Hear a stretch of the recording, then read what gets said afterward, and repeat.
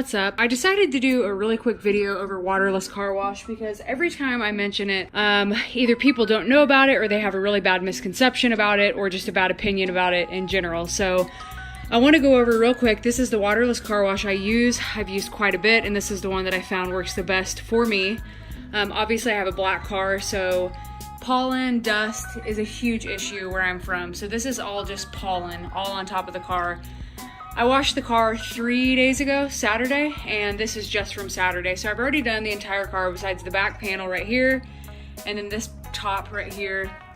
And you can see the difference from where I've done over here to where I have not done. So I'm gonna show you how I use waterless car wash. And this is the best way that I know how, especially with a black car where you can see streaks, swirls, that kind of thing. So the number one thing that I'm trying to avoid is swirl marks and scratches. So that starts primarily with the rag that you use.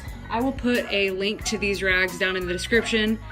I want to say they're $3.50, they may be $400, I think they're $3.50.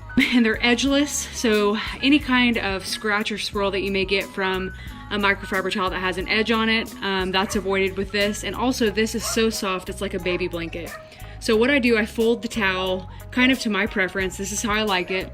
So I have one side that I use to wipe the waterless car wash initially, and then I have the other side that I use to go over it one more time to make sure that there's not streaks. So the first thing I do, which I'll have to get up on there in a second, the first thing I do is I just give it maybe 1 or 2 squirts of waterless car wash.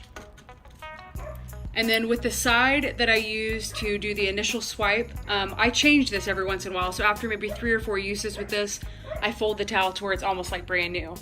So the first thing I do, I go over the areas that I haven't gotten yet, and I obviously missed the spot right there, so I'm gonna have to go on the other side. And the whole time I'm pulling, I'm not really putting any force down at all. I'm just kind of letting the waterless car wash and the soft towel do its thing. So you notice there's still some residue on there, so that's when I turn it over. And I just do kind of the same thing. Again, I'm not putting any kind of force on it. I'm just letting the towel do its thing and letting the waterless car wash do its thing.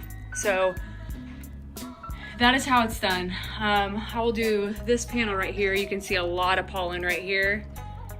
I don't know if you can see that on the camera, but I'll just do this little section, give it one little kind of half a squirt.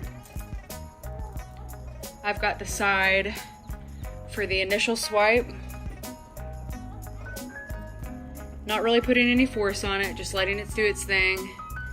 And then I take the side for the drying, and again, not any force, just kind of putting the towel on there, only putting the pressure maybe of half the weight of my hand and going over it. So as you can see, it looks like I just washed it. I have the whole back to do. Again, that's all freaking pollen and dust.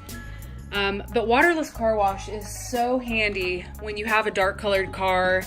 It doesn't have to be black, but when you have a dark colored car and you don't want to wash it every 2 or 3 days, whoop, that's sliding.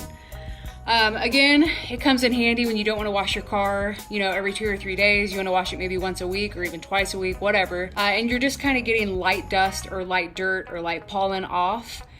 This isn't for like heavy duty stuff. So let's say you get into some mud. I would never probably use this on mud. You may be able to, but I choose not to do that. That's when I would wash my car. But any kind of light residue on your car that you don't want, this is perfect for it. So that is how I use waterless car wash.